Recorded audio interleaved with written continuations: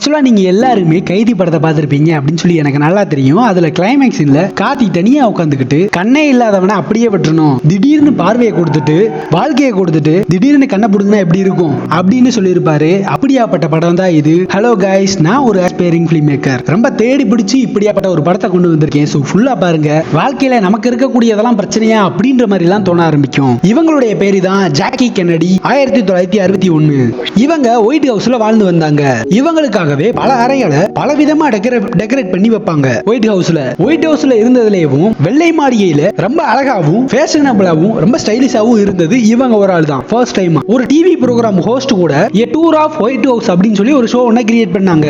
இந்த ஜாக்கி தான் வெள்ளை மாளிகையோட ஒரு ராணியாவே கருதப்படுறாங்க. அப்படியாப்பட்ட செல்வாக்கு அவங்களுக்கு இருக்கு இப்போதைக்கு. ஏன்னா இவங்க ஜான் எஃப் கென்னடியோட வைஃப். 1963 நவம்பர் 22 ஏர்ஃபோர்ஸ் எல்லாமே இருக்காங்க, படைகள் இருக்கு. சோ அப்ப ஜாக்கி பிரசிடென்ட் கென்னடியோட சேர்ந்துக்கிட்டு டெக்சாஸுக்கு போறாங்க. அங்க இருக்கக்கூடிய மக்கள் எல்லாருமே இவங்களை பயங்கரமா வரவேற்கிறாங்க. அந்த டேலஸோட கவர்னர் ஜான் காலனி அவங்களுடைய வைஃபும் இவங்களை பயங்கரமா இன்வைட் பண்றாங்க, வரவேற்கிறாங்க. சூப்பரா போகுது. மக்கள் மத்தியில அப்படியே வந்து படைகளோட சேர்ந்துக்கிட்டு ஊர்வலம் போறாங்க. ஆனா அந்த சமயத்துல யாருமே எதிர்பார்த்திருக்க மாட்டாங்க. அப்படியாப்பட்ட ஒரு சம்பவம் நடக்குது. திடீர்னு யாரோ ஒருத்தன் ஃபார்மர் மரைன், அவன் பேரு லீ, அவன் திடீர்னு பிரசிடென்ட்ட சுட்டுறான். கழுத்து வழியா புல்லட் போய் உடம்பு வழியா வெளியவே வந்துருது. நம்ம ஜாக்கியோட முகம் முழுக்க ரத்தம். முன்னாடி தான் அந்த கவர்னர், டெக்சாஸோட கவர்னர் அவர் இருக்காரு. அவர்களையும் தலையிலேயே சுட்டு ஸ்பாட்ல இறந்து போயிடுறாரு. தன்னுடைய ஹஸ்பண்ட் இவ்வளவு மோசமா இறந்ததை நினைச்சு ஜாக்கியால அதை ஜீரணிக்கவே முடியல. முகம் முழுக்க ரத்தம் எல்லா இடத்துலயுமே. அந்த வலியை தாங்கிக்க முடியல. அங்க இருக்கக்கூடிய சீக்ரெட் சர்வீஸ் ஜாக்கியவும் அங்க இருக்கக்கூடியவங்களையும் ரொம்ப வேகமா ஹாஸ்பிடலுக்கு கூட்டிட்டு போயிட்டு இருக்காங்க. இந்த ஒரு இன்சிடென்ட்லயும் பிரசிடென்ட்டோட லைஃப் முடிஞ்சிருது. பிரசிடென்ட்டோட லைஃப் மட்டும் இல்ல, நம்ம ஜாக்கியோட லைஃப் தான். பிரசிடென்ட்டோட பாடியை ஏர்ஃபோர்ஸ் ஒன் மூலமா டெக்சாஸ்ல இருந்து எடுத்துட்டு வராங்க. வைஸ் பிரசிடென்ட் ஜான்சன் அப்படின்றது தான் இமீடியட்டா உடனடியா தற்போதைய பிரசிடென்ட்டா பிரசிடென்ட் கென்னடிக்கு பலுதா நியமிக்கப்படுறாரு. எல்லாருமே வெல்கம் பண்றாங்க புதிய பிரசிடென்ட். ஆனா யாருமே ஜாக்கிக்கு ஆறுதல் சொல்லல. ஜாக்கி இன்னும் அந்த ரத்தக்கரை படிந்த அந்த பின் ட்ரெஸ் தான் போட்டிருக்காங்க. ரொம்ப கவலையோடும் குழப்பத்தோடும் இருக்காங்க. வெள்ளை மாளிகையோட ஒரு ராணியா இருந்தவங்க இப்ப அவங்களுடைய நிலைமை இப்படியா மாறிடுச்சு பாருங்க. அங்க இருக்கக்கூடிய யாருமே சரியா மதிக்கிறது இல்ல. அங்க இருக்கிறதுலயும் ஒரே ஒருத்தர் மட்டும் தான் நம்ம ஜாக்கிக்கு வந்து ஆறுதல் சொல்றாரு. அது வேற யாரும் இல்ல, ஜான் எஃப் கென்னடியோட பிரதர். அவர் ஒருத்தர் தான் ஆறுதலுக்கா இருக்காரு. இந்த மாதிரி சமயத்துல யாராவது ஒரு ஆள் வந்து நம்ம கூட பேச மாட்டாங்களா, யாராவது ஒரு ஆள் ஆறுதல் சொல்ல மாட்டாங்களா அப்படின்னு சொல்லி நம்ம இயங்குவோம் இல்லையா. அப்படிதான் ஜாக்கியும் இயங்கிட்டு இருக்காங்க. ஜான் எஃப் கென்னடியோட பாடியை அட்டாப்சி பண்றதுக்காக ஹாஸ்பிடலுக்கு கொண்டு வந்துட்டாங்க. அது மட்டும் இல்லாம ஃபியூனரல் நடத்துறதுக்காக அதுக்கான வேலைப்பாடுகள் எல்லாமே நடந்துட்டு இருக்கு. இப்படியாப்பட்ட ஒரு கொடுங்கொலை நடந்திருக்கு அமெரிக்காவோட பிரசிடென்ட்க்கு. அதை பத்தி மறுபடியும் இது நடந்துச்சு அப்படின்னு சொல்லி மறுபடியும் சொல்லிக்கிட்டே இருக்காங்க. ஜாக், என்னுடைய ஹஸ்பண்ட் இந்த நாட்டோட பிரசிடென்ட், அவருக்கான மரியாதை கண்டிப்பா கிடைச்சே ஆகணும். ஆனா அது சரியா கிடைக்குமான்னு தெரியலையே. என்னுடைய ஹஸ்பண்டுக்காக நீங்க கண்டிப்பா ப்ராப்பர் ஃபியூனரல் நடத்தியே ஆகணும், இறுதி சடங்கு கரெக்டா இருக்கணும் அப்படின்னு சொல்லி கோரிக்கை வைக்கிறாங்க. எப்படி ஆபிரகாம் லிங்கன் இருந்தாரோ அவரை போலவே மக்கள் எல்லாரும் ஜான் எஃப் கென்னடியையும் மனதில் வச்சிருக்கணும். வருஷக்கணக்காக ஆனாலும் அதுக்காகவாச்சும் நாம இறுதி அஞ்சலியை கரெக்டா கொடுத்தாகணும். ஆபிரகாம் லிங்கனுக்கு அப்புறமா ஜான் எஃப் கென்னடி ஒரு மிகப்பெரிய பிரசிடென்ட், தலை சிறந்தவர். அதற்கான மரியாதையை நாம கண்டிப்பா செலுத்தியே ஆகணும் அப்படின்னு சொல்லி பேசிக்கிறாங்க. அதுக்கப்புறமா ஒயிட் ஹவுஸ்க்கு போறாங்க. இப்ப ஜாக்கிக்கு பழைய இருந்த மாதிரியான ஒரு கம்ஃபர்டபிள் இல்ல. கண்டிப்பா இந்த பில்டிங்கை விட்டு இதுக்கப்புறம் இவங்க போறாங்க. அது இவங்களுக்கு நல்லா தெரியும். பாத்ரூம்ல போய் குளிக்க ஆரம்பிக்கிறாங்க. அன்னைக்கு நாள் முழுக்க நடந்த சம்பவம் அப்படியே மனக்குள்ள ஓடிக்கிட்டே இருக்கு. இன்னும் உடம்புல பழைய இடத்துல தன்னுடைய ஹஸ்பண்டோட ரத்தம் இருக்கு. அவங்களால அதை தாங்கிக்கவே முடியல. என்ன ஆனாலும் சரி ஆபிரகாம் லிங்கனோட ஃபியூனரல் மாதிரியும் ஜான் கென்னடியோட ஃபியூனரல் இருக்கணும், இறுதி சடங்கும் இருக்கணும் அப்படின்னு சொல்லி ஆசைப்படுறாங்க. அதுக்கப்புறமா பில் வெயிட்டன் அப்படின்னு சொல்லக்கூடிய ஒருத்தரை கூப்பிட்டு ஆபிரகாம் லிங்கனோட ஃபியூனரல் வந்து எப்படி நடந்துச்சு, அந்த இறுதி சடங்கு எந்த பாதை வழியா நடந்தது அப்படின்னு சொல்லி கேட்டு தெரிஞ்சுக்கிறாங்க. அது மட்டும் இல்லாம ஒரு ஸ்பெஷல் ரூட் கிரியேட் பண்ணப்பட்டிருக்கு. அதன் வழியா தான் பரேடு நடத்தி மிக முக்கியமான தலைவர்கள் எல்லாமே அந்த இடத்துல இருந்திருக்காங்க. ஆயிரக்கணக்கான ஃபேமிலிஸ் வந்து இருந்திருக்காங்க, செனட்டர்ஸ் வந்திருக்காங்க, யுனைடெட் ஸ்டேட்ஸோட ரொம்ப முக்கியமான தலைவர்கள் எல்லாமே வந்திருக்காங்க ஃபுல் யூனிஃபார்ம்ல. அதுவும் என் ஹஸ்பண்ட் எப்பயுமே சொல்லிக்கிட்டே இருப்பாரு, பணத்தை தேவையில்லாத விஷயங்கள்ல செலவு பண்ணாத அப்படின்னு. ஏன்னா இது நாட்டோட காசு. அவர் சொல்றது எல்லாத்தையுமே நான் கேட்டிருக்கேன். ஆனா இந்த ஒரு விஷயத்துல நான் கேட்க போறது இல்ல. ஏன்னா என்ன ஆனாலும் என் ஹஸ்பண்டுக்கான மரியாதை கிடைச்சே ஆகணும். ஃபியூனரல் நல்லபடியா நடந்து முடியணும். ஆனா ஃபியூனரல் நடக்கிறதுக்கு பெர்மிஷன் கிடைக்குமான்னு தெரியல. ஏன்னா இன்னும் பிரச்சனை வந்து முடிஞ்ச மாதிரி இல்ல. இன்னும் அந்த இடம் வந்து கேஸா தான் இருக்கு. மத்தவங்களை விடுங்க, உங்களுடைய சேஃப்டி ரொம்ப முக்கியம். இந்த சம்பவம் நடந்ததுக்கு அப்புறமா நீங்க உங்களுடைய ஃபேமிலியை முதல்ல காப்பாத்திக்கிட்டு பப்ளிக்ல பெருசா வராம முடிஞ்ச அளவுக்கு கொஞ்சம் தனிமைப்படுத்திக்கிட்டு இருங்க. கொஞ்ச நாளைக்கு ப்ராப்ளம் எல்லாமே முடிகிற வரைக்கும் அப்படின்னு சொல்லி அட்வைஸ் பண்றாரு. பிரசிடென்ட் மேல தாக்குதல் நடத்துறவங்க உங்க மேல தாக்குதல் நடத்த மாட்டாங்க அப்படின்னு சொல்லி என்ன நிச்சயம். அப்படியே அந்த இடத்துல நான்சி அப்படின்னு சொல்லக்கூடியவங்க வராங்க. இந்த நான்சி தான் குழந்தைகள் எல்லாத்தையும் பாத்துக்கிறவங்க நம்ம ஜான் எஃப் எஃப் கென்னடியோட வீட்டோட குழந்தைகள் 2 பேர் முடிச்சிட்டாங்க அப்படின்ற மாதிரி வந்து இன்ஃபார்ம் பண்றாங்க. இந்த சின்ன பிள்ளைங்கிட்ட ஜாக்கி போய் சொல்றாங்க, அப்பா வந்து சொர்க்கத்துக்கு போயிட்டாரா, இதுக்கப்புறமா அப்பா நம்மளை பார்க்க வர மாட்டாரு, அப்பா வந்து இங்க சேவை செஞ்சது மட்டும் இல்லாம சொர்க்கத்திலையும் போய் சேவை செய்ய போறாரு அப்படின்ற மாதிரி சொல்றாங்க.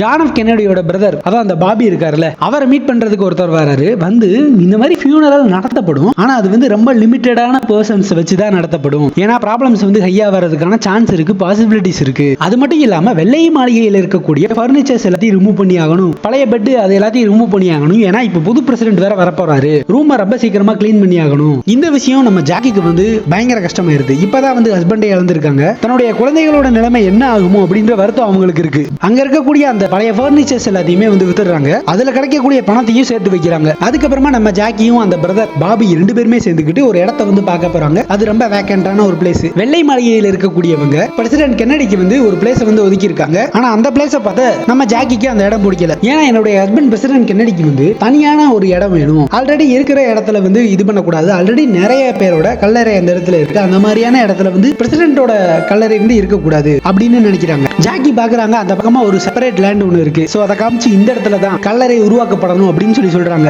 அது மட்டும் இல்லாம நான் வந்து ஜேர்னலிஸ்ட் முன்னாடி நான் பேசியே ஆகணும் அப்படின்னு கேக்குறாங்க. ஆனா அந்த பாபி வந்து ஒத்துக்க மாட்டாரு. இது கண்டிப்பா வந்து ஒரு ஓபன் செரிமனியா இருக்க போறது இல்ல, ஏன்னா நிறைய அபிஷியல்ஸ் வந்து ஓபன் செரிமனியா இருந்தா வந்தாகணும், அப்படி வந்தாங்கன்னா அவங்களுடைய சேஃப்டியும் கேள்விக்குறியாயிரும். இப்பதான் ஒரு மிகப்பெரிய இழப்பு நடந்திருக்கு நாட்டுக்கு அப்படின்னு சொல்லி அரசாங்கமே பயப்படுது. ஆனா ஜாக்கி என்ன சொல்றாங்கன்னா, இதுதான் மக்களோட கடைசி சான்ஸ், எல்லாரும் மக்கள் வந்து ஜான் எஃப் கென்னடியை பார்த்துட்டு போகலாம், இதுக்கப்புறமா அவங்களால பார்க்க முடியுமான்னு தெரியல, அது ஓபன் செரிமனியா இல்லைன்னா எப்படி அவங்களால பார்க்க முடியும். நைட் டைம் ஆகுது, ஜாக்கி வந்து வெள்ளை மாளிகைக்குள்ள போறாங்க. இந்த வெள்ளை மாளிகையோட ஒரு ராணியா இருந்தவங்க ஆனா இப்ப வந்து அவங்க வந்து வெளியேற வேண்டிய சிச்சுவேஷன் ஆயிருது, எப்படியும் இந்த கொஞ்ச நாள்ல வெளியேறி ஆகணும். சோ அவங்களால முடிஞ்ச அளவுக்கு எவ்வளவு தூரம் அங்க இருக்கக்கூடிய பொருட்களை வந்து யூஸ் பண்ணி என்ஜாய் பண்ண முடியுமோ என்ஜாய் பண்ணிக்கிறாங்க மனசளவுல. அங்க இருக்கக்கூடிய சோஃபால உட்கார்ந்துக்கிட்டு தன் ஹஸ்பண்டோட இருந்த அந்த நினைவுகள் எல்லாத்தையுமே நினைச்சு பாக்குறாங்க. அதுக்கப்புறமா ஜாக்கி ரொம்ப பிரைவேட்டா ஒரு பிரீஸ்ட், ஒரு பாதிரியார் ஒருத்தர் வந்து மீட் பண்றாங்க. 2 பேருக்கும் இடையில ரொம்ப எமோஷனலா பேச்சு போகுது. ஜாக்கி புலம்புறாங்க, கடவுள் ஏன் வந்து இப்படி ரொம்ப மோசமானவரா இருக்காரு, என்னுடைய ஹஸ்பண்டோட உயிரை ஏன் அவர் எடுக்கணும், கடவுள் எல்லா இடத்துலயும் இருக்காரு, கடவுள் மிகவும் அன்பானவர், இன்க்ளூடிங் அந்த புல்லட்ல கூட அப்படின்னு சொல்லி அந்த பாதிரியார் வந்து சொல்றாரு. அந்த புல்லட்ல தான் கடவுள் இருக்காரு அப்படின்னா அந்த கடவுளையே நான் திட்டுவேன் அப்படின்னு சொல்லி ரொம்ப மோசமா திட்டுறாங்க. ஆக்சுவலா ரொம்ப கடவுள் நம்பிக்கை இருந்தவங்க எல்லாம் ரொம்ப மோசமான ஒரு சிச்சுவேஷன் ஒண்ணு வரும்போது அதுக்கப்புறமா நம்பிக்கை எல்லாமே போயிடும். ஒரு தடவை நம்பிக்கை போச்சு அப்படின்னா அதுக்கப்புறம் எத்தனை டைம் ஆனாலும் சந்தேகம் வந்துகிட்டே தான் இருக்கும். சரி, ஒரு மக்களோட தலைவரா அவர் உயிர் போனதுல சரி ஓகே அப்படி கூட வச்சுக்கலாம், ஆனா என் பிள்ளைங்க என்ன தப்பு பண்ணாங்க, அவங்களுக்கு அப்பா வேணும்ல. அந்த பாதிரியாரும் உன்னுடைய ஹஸ்பண்டுக்கு நடந்திருக்கிறது விஷயம் வந்து நடந்திருக்க கூடாத ஒரு விஷயம் தான், எனக்கு புரியுது, என்ன பண்ண முடியும், நடந்தது நடந்துருச்சு, இனி என்ன பண்ணணுமோ அதை பண்ணு, நடந்தது எல்லாமே விதிப்படியே நடந்துருச்சு அப்படின்ற மாதிரி சொல்றாரு. அதுக்கப்புறமா நம்ம ஜாக்கி ஒயிட் ஹவுஸுக்கு போறாங்க. அப்ப அந்த இன்விடேஷன் லிஸ்ட் எல்லாமே சொல்றாங்க. வெளியுறவுத்துறை அமைச்சகத்தை சேர்ந்த நிறைய அமைச்சர்கள் வந்து கண்டிப்பா வரப்போறாங்க, அவங்க கன்ஃபார்ம் பண்ணிட்டாங்க. அது மட்டும் இல்லாம ஃபாரின்ல இருந்து கூட வரப்போறாங்க, சோவியத் யூனியன்ல இருந்து வரப்போறாங்க, யூரோப்பியன் கண்ட்ரீஸ்ல இருந்து வரப்போறாங்க, அங்க இருக்கக்கூடிய ராஜாக்கள் முதற்கொண்டு வரப்போறாங்க. இந்த குழந்தைகளை பாத்துக்கிற நான்சி வந்து கம்ஃபர்ட் பண்றாங்க. என்னதான் இவங்க வந்து ஒரு கேரக்டரா இருந்தாலும் இவங்க 2 பேருக்கு நடுவுல ஒரு நல்ல பாண்ட் இருக்கு, ஒரு நல்ல ஃப்ரெண்ட்ஷிப் இருக்கு, நீங்க கவலைப்படாதீங்க, கண்டிப்பா என்னுடைய வாழ்நாள் முழுக்க உங்களையும் உங்களுடைய குழந்தைகளையும் பாத்துக்கிறது என்னுடைய வேலை அப்படின்னு சொல்லி சொல்றாங்க. ஆறுதலா இருக்காங்க, நான் கண்டிப்பா சப்போர்ட் பண்ணுவேன், உங்களுடைய வாழ்க்கையில நீங்க வந்து சந்தோஷமா இருக்கும் போதெல்லாம் நான் கூட இருந்திருக்கேன், இதுக்கப்புறமா நீங்க கஷ்டமா இருக்கும் போது நான் கூட இருப்பேன் அப்படின்னு சொல்லி ஆறுதல் சொல்றாங்க. நம்ம ஜாக்கி ஆசைப்பட்டபடியேவும் ஜான் எஃப் கென்னடியோட ஃபியூனரல் ரொம்ப சிறப்பா நடக்க போகுது. ஃபியூனரலோட டேட்டு வருது, அப்படியே படியை விட்டு கீழே இறங்கி வந்துட்டு இருக்காங்க. இந்த பக்கமா பிரசிடென்ட் ஜான்சனையும் மத்த எல்லாரும் ஒன்னா உட்கார்ந்து டிவி பார்த்துட்டு இருக்காங்க. அதுல ஒரு நியூஸ் ஒன்று வருது, ரொம்ப மோசமான ஒரு நியூஸ். அதாவது ஜான் எஃப் கென்னடியை கொன்ன லீ ஆஸ்வால்ட் வந்து சிறையில இருந்து கொண்டு போய் இன்னொரு இடத்துல கொண்டு போய் மாத்துற வழியில லீ ஆஸ்வால்ட்டை யாரோ ஒரு ஆள் வந்து சுட்டு கொண்டுட்டாங்க. அதை பார்த்த எல்லாருமே ஷாக்கு. உடனடியா பிரசிடென்ட் ஜான்சன் வந்து என்ன சொல்றாரு அப்படின்னா, கண்டிப்பா இதை இன்வெஸ்டிகேட் பண்ணியே ஆகணும், கண்டிப்பா நம்ம ஸ்டேட்டும் இதுல மிகப்பெரிய இன்வால்வ்மெண்ட் இருக்கு, இன்வெஸ்டிகேஷன் நடந்தே ஆகணும் அப்படின்னு சொல்லி சொல்றாரு. தயவு செஞ்சு இந்த ஒரு விஷயத்த ஜாக்கி கிட்ட மட்டும் யாரும் சொல்லிடாதீங்க அப்படின்னு சொல்லி அந்த பாபி வந்து சொல்றாரு. அதை நானே வந்து பொறுமையா அவர்கிட்ட சொல்லிக்கிறேன் அப்படின்னு. தன்னுடைய ஹஸ்பண்டை வந்து ஒருத்தன் வந்து கொன்னுட்டான், ஆனா அவன் ஏன் கொன்னா எதுக்கு கொன்னா அப்படின்ற விவரம் கூட தெரியாம போயிரும் அப்படின்ற ஒரு வருத்தம் ஒண்ணு அதிகமாயிரும். அது மட்டும் இல்லாம எக்கச்சக்கமான அலிகேஷன்ஸ் வரும். சோ நானே பொறுமையா அவகிட்ட சொல்லிக்கிறேன் அப்படின்னு சொல்லி பாபி சொல்றாரு. அது மட்டும் இல்லாம லீகலா கோர்ட்ல கொண்டு போய் ப்ராசிக்யூட் பண்றதுக்கு முன்னாடியேவும் லீகலா தண்டனை வாங்கி கொடுக்கறதுக்கு முன்னாடியேவும் அவன் இறந்து போயிட்டான் லீ ஆஸ்வால்ட். அது மட்டும் இல்லாம ஜாக்கி கிட்ட தனியா வந்து எல்லாருமே அட்வைஸ் பண்றாங்க, சேஃப்டிக்காக தான் தயவு செஞ்சு உன்னுடைய குழந்தைகளை மீடியா முன்னாடி கொண்டு வந்துடாத அப்படின்னு. அதுக்கப்புறமா ஊர்வலம் தொடங்குது. அந்த கஃபின் இருக்கும் இல்லையா, அந்த இறந்த உடலை கொண்டு போறதுக்கு அடக்கம் பண்றதுக்கு அந்த இதெல்லாம் எடுத்துட்டு போறாங்க கேபிட்டலுக்கு. அங்க பல நாடுகளோட பிரைம் மினிஸ்டர்ஸ் வந்திருக்காங்க. அந்த ஒரு செரிமனிக்கு ஜாக்கியும் கடைசியா போய் இறுதி அஞ்சலி செலுத்துறாங்க, அந்த குழந்தைகளும் போய் இறுதி அஞ்சலி செலுத்துறாங்க. அடுத்த நாள் வந்து வெள்ளை மாளிகையில பார்க்கும்போது தான் தெரிய வருது லீ ஆஸ்வால்ட் ஆல்ரெடி செத்துட்டான் அப்படின்னு. கடைசி வரைக்கும் அவன் கூட எனக்கு பேசுறதுக்கான சான்ஸே கிடைக்கலையே, அவன் கிட்ட நான் வந்து பல கேள்வி கேட்கணும்னு நினைச்சிட்டு இருந்தேனே அப்படின்னு சொல்லி பயங்கர கோபம், ஆத்திரம், என்ன பண்றதுன்னு தெரியல, எரிச்சலா இருக்கு, கடுப்பா இருக்கு. இவங்களுக்கு யோசிக்கிறாங்க ஏன் கொண்டிருப்பான், எதுக்கு கொண்டிருப்பான் அப்படின்னு. அது மட்டும் இல்லாம பாபி மேலையும் கோபப்படுறாங்க இதை மறைச்சதுக்காக, என்கிட்ட ஏன் சொல்லல அப்படின்னு. அது மட்டும் இல்லாம இது வந்து கம்ப்ளீட்டா ஒரு கான்ஸ்பிரசியாவே மாற போகுது. இப்ப ஜான் எஃப் கென்னடியோட ஒருத்தர் வந்து கொண்டுட்டான், இப்ப அவனை யாரு கொண்டான்னு சொல்லி தெரியல. அப்ப யார் வேணாலும் லீ ஆஸ்வால்ட வந்து ஃப்ரேம் பண்ணிட்டு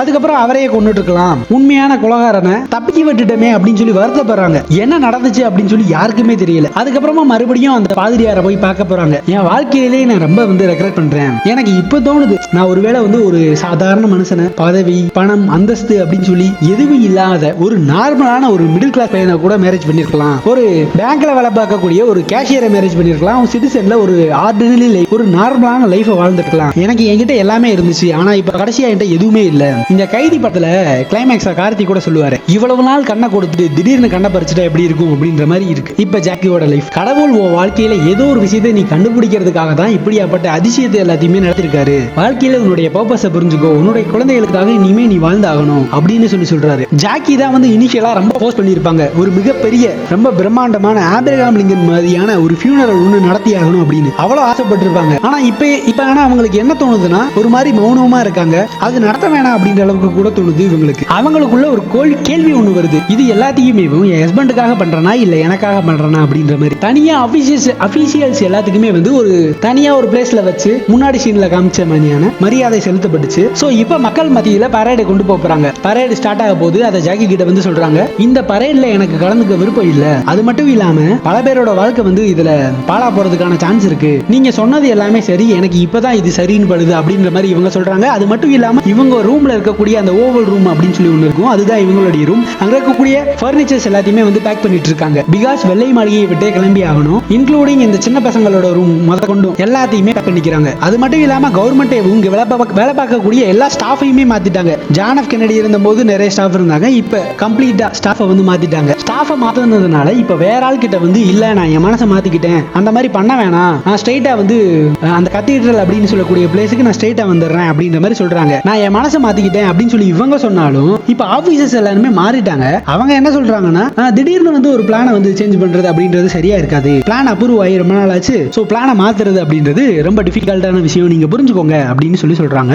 அது மட்டும் இல்லாம சீக்ரெட் சர்வீசஸ் நிறைய பேர் வந்து பயந்து இருக்காங்க, ஏன்னா இப்ப பிரசிடென்டா இருக்கக்கூடிய ஜான்சனுக்கும் இதே நிலைமை வந்துருமோ அப்படின்ற மாதிரி. அது மட்டும் இல்லாம பிரசிடென்டோட ஆசையுமே ஜான் எஃப் கென்னடியோட ஃபியூனரல் ரொம்ப நல்லபடியா நடக்கணும் அப்படின்றது தான். சேஃப்டிக்காக வரக்கூடிய எல்லா கெஸ்டோட சேஃப்டியும் உங்களுடைய பொறுப்பு தான், நீங்க தான் அதை பாத்துக்கணும், பாதுகாப்பு படையோட கார்ல கூட கொண்டு வாங்க எல்லா கெஸ்டையும் அப்படின்ற மாதிரி சொல்றாங்க. ஃபியூனரலோட செரிமனி கடைசியா நடக்க ஆரம்பிக்குது, கண்டினியூ ஆக ஆரம்பிக்குது. ஜாக்கி கேபிட்டல் இருந்து நடக்கிறதுக்கு பதிலா தன்னுடைய ஹஸ்பண்டோட கஃபின் கூடயே நடக்க ஆரம்பிக்கிறாங்க. சீக்ரெட் சர்வீசஸ் சேர்ந்த நிறைய பேர் இவங்களுக்கு பாதுகாப்பா வந்திருக்காங்க. அது மட்டும் இல்லாம எக்கச்சக்கமான ஹை ரேங்கிங் அபிஷியல்ஸ் எல்லாருமே கத்தீட்ரலுக்கு நடந்துதான் வராங்க. இவங்களோட இந்த ஒரு செரிமனியை எக்கச்சக்கமான மக்கள், ஆயிரக்கணக்கான லட்சக்கணக்கான மக்கள் வந்து பார்த்துட்டு இருக்காங்க. ஜான் எஃப் கென்னடி மேல இருக்கக்கூடிய அந்த ஒரு மரியாதையின் காரணமா தான் இவ்வளவு பேர் இவ்வளவு மக்கள் வந்து வந்திருக்காங்க. பிரசிடென்ட் கென்னடியோட உடல் வந்து புதைக்கப்படுது ஆர்லிங்டன்ல நேஷனல் சிமெட்ரியில, அங்கதான் வந்து புதைக்கப்படுது. பிரசிடென்ட் இழந்தது இந்த நாடே தன்னுடைய தந்தை இழந்தது மாதிரியான ஃபீலிங் கொடுக்குது.